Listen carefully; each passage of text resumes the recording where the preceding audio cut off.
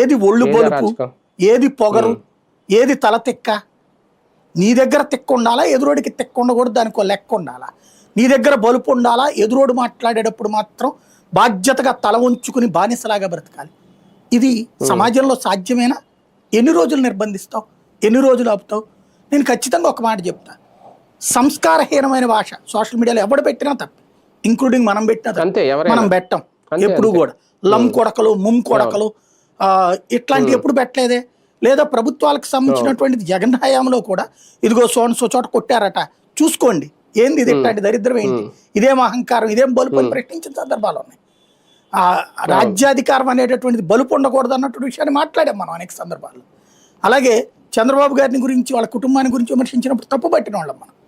అంటే ఎవరు తప్పు చేసినా తప్పనాల, తప్పుని తప్పనడంలో తప్పు లేదు, కానీ తప్పుని లేని తప్పుని చూపించడం. సోషల్ మీడియాలో ఇప్పుడు ఎరువులకు సంబంధించి ఒక పోస్ట్ పెట్టారు, ఆ విషయంలో చేసిన చర్య ఖచ్చితంగా క్రూరత్వం, దుర్మార్గం, అహంకారం. ఏంటంటే కట్ చేశారట, ఏది